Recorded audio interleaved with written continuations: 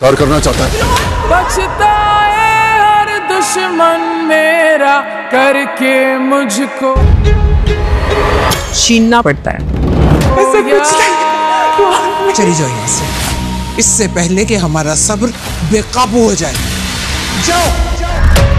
तुम जो खेल खेल रही हो ये ठीक नहीं। हया से टकराने की गलती मत करें आप। कोई भी चीज मांगने से नहीं मिलती और ना ही अपना हक आसानी से मिलता है। जब से वो यहाँ आई है इस घर में तरह तरह की बदमस्कियां हो रही। भाभी बेगम इस घर में बगावत हो चुकी है। अम्मी जान जब एक बार फैसला कर लेती है तो बिल्कुल अटल रहती है। सोचने का वक्त अब पूरा हो गया, अब तो करने का वक्त है। सुना था हमने गालिब के उड़ेंगे पुरसे। आपके ये असूल ज्यादा दिन नहीं चलने वाले। बहुत जल्द मैं आपको इन सारी फिक्रों से आजाद कर दूंगी। देखने हम भी गए पर ये तमाशा ना हुआ।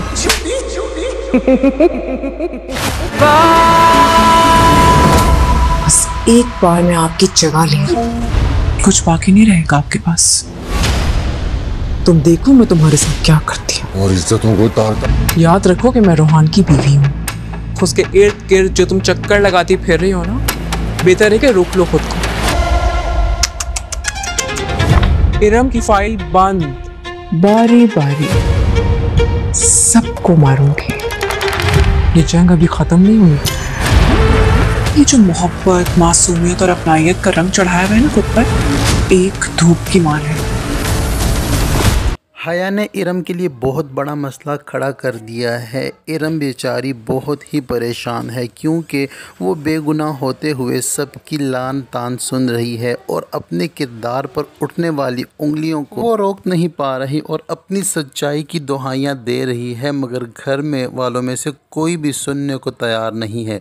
सब ही इरम को कसूरवार समझ रहे हैं क्योंकि हया ने कुछ ऐसी ऐनक घर वालों को पहना दी है कि जो हया चाहती है घर वालों को वही दिखाई देता है और हया की बातें सबको सच्ची लगती हैं और इरम की सच्चाई भी सबको झूठी लगती है। अब आने वाले एपिसोड में हया कुछ ऐसी गेम खेलेगी कि अरसलान को फिर से घर पे बुलाएगी और उसको आने का कहेगी। सोनिया भी इस साजिश में शामिल होगी और अरसलान को फ़ोन करके दोबारा से घर पे बुलाएंगी। जैसे ही अरसलान को घर में देखेगी इरम, तो इरम अरसलान के पास भागी भी आएगी और उसे आकर लान तान करेगी कि तुम्हारी वजह से मेरी ज़िंदगी बर्बाद हो गई है। आखिर कौन हो तुम और क्यों मेरे पीछे पड़े हुए हो और तुम घर तक भी आ गए। इनकी यही बातें चल रही होंगी कि हया वहाँ से रोहाम को लेकर आ जाएगी और रोहाम को इन दोनों की बातें करता हुआ दूर से इनको दिखा देगी। तो रोहान इन दोनों को बातें करता हुआ देखकर तैश में आ जाएगा और भागा हुआ नीचे आएगा और आते ही अरसलान को एक थप्पड़ रसीद कर देगा और अरसलान को कहेगा कि तुम होते कौन हो हमारे घर की इज़्ज़त को तार तार करने वाले।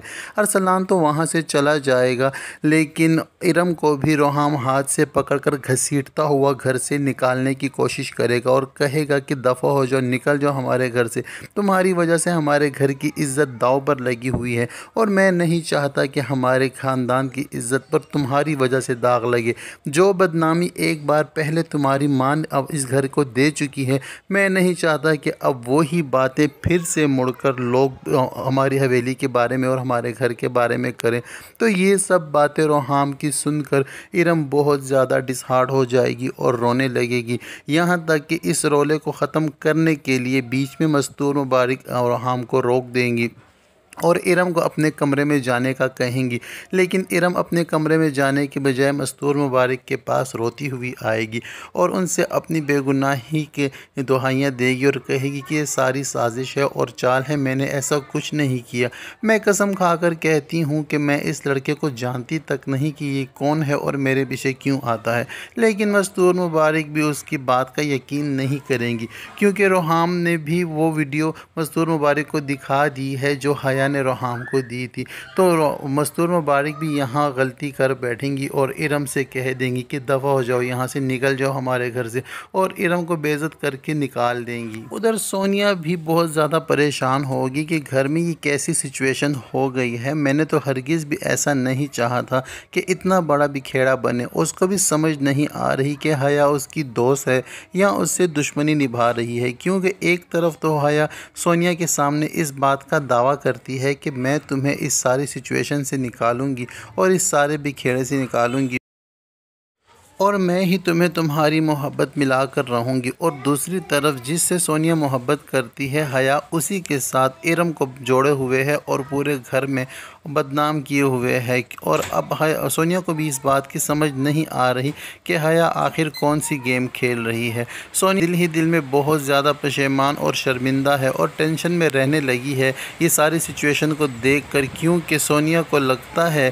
कि हया कहीं मुझे इस्तेमाल ना कर रही हो, क्योंकि वो मेरी दोस्त बनने का दावा तो करती है लेकिन उसकी हरकतों से और कामों से ये बात जाहिर नहीं होती कि हया। रोहाम भी हया की हर बात पर यकीन करने लगा है और हया को समझ आ गई है कि रोहाम उसके उंगलियों के इशारों पर नाच रहा है।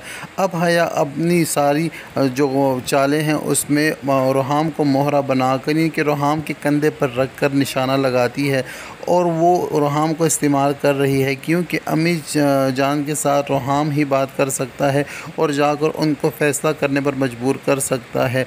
और अब जब कि अम्मी जान ने ये फ़ैसला कर दिया है कि इरम की शादी उसी लड़के के साथ करवा दी जाए जो इरम के पीछे बार बार आ रहा है, लेकिन ये फ़ैसला अम्मी जान का है, ये फ़ैसला हया को हरगिज़ भी मंजूर नहीं है, क्योंकि हया जानती है कि अगर ऐसा हो गया कि इरम की शादी अरसलान के साथ तय हो गई तो मैं सोनिया को क्या जवाब दूंगी, क्योंकि सोनिया से तो मैंने वादे किए हुए हैं कि अरसलान तुम्हारी मोहब्बत है और तुम्हें ही मिलेगा। लेकिन सोनिया को अब इस बात का यकीन नहीं हो रहा कि ये सारा कुछ हया कैसे करेगी, क्योंकि अम्मी जान ने तो ये फ़ैसला सुना दिया है कि अरसलान इरम की शादी होगी। ये फ़ैसला हया को हरगिज़ भी मंजूर नहीं है और वो अब फिर से रोहाम को ये फ़ैसला बदलने के लिए इस्तेमाल करेगी और रोहाम के दिल और दिमाग में ऐसी बातें डालेगी ताकि रोहाम मजबूर होकर फिर से अम्मी जान के पास जाए और उनको अपने फ़ैसले पर नज़रसानी करने की कहे, क्योंकि अगर हया की सोच के ख़िलाफ़ इरम और अरसलान की शादी हो गई तो सोनिया हया के हाथ से निकल जाएगी और हया को अंदेशा है कि कहीं सोनिया सारी कहानी घर वालों के सामने ना रख दे, यानी कि सारा कच्चा चिट्ठा अगर उसने खोल कर रख दिया तो हया की इज़्ज़त तो 2 टके की नहीं रहेगी। और हया जो चाहती है, जिस तरह इस घर के हिस्से करना चाहती है और मस्तूर मुबारक की जगह लेना चाहती है, तो हया को अपने मंसूबों में नाकामयाबी का सामना करना पड़ सकता है। तो इस वजह से हया बहुत ज़्यादा परेशान है और हया अपने शातिर दिमाग में अब नई प्लानिंग कर रही है कि जैसे भी हो, जो मुझे करना पड़े मैं करूं, लेकिन ये शादी होने से रुकवा दूं। तो मस्तूर मुबारक के इस फ़ैसले से इरम भी बहुत ज़्यादा हर्ट है। इरम नहीं चाहती कि उस लड़के के साथ उसकी शादी हो, क्योंकि इरम तो उस लड़के को जानती तक नहीं और इतनी बदनामी के बाद उस लड़के के साथ शादी करना तो हरगिज़ नहीं चाहती। इरम अपनी जान ले लेगी लेकिन अरसलान के साथ शादी नहीं करेगी। तो ये सब कुछ होने जा रहा है आने वाले एपिसोड में। आपको क्या लगता है कि हया का अगला कदम क्या होगा और इरम अपने आप को हया की इन तोहमतों से कैसे सेफ़ रखेगी और बचाएगी? कमेंट सेक्शन में अपनी राय का इजहार ज़रूर करें। वीडियो पसंद आए तो वीडियो को लाइक और चैनल को सब्सक्राइब करना हरगिज़ ना भूलें। मिलते हैं नेक्स्ट वीडियो के साथ।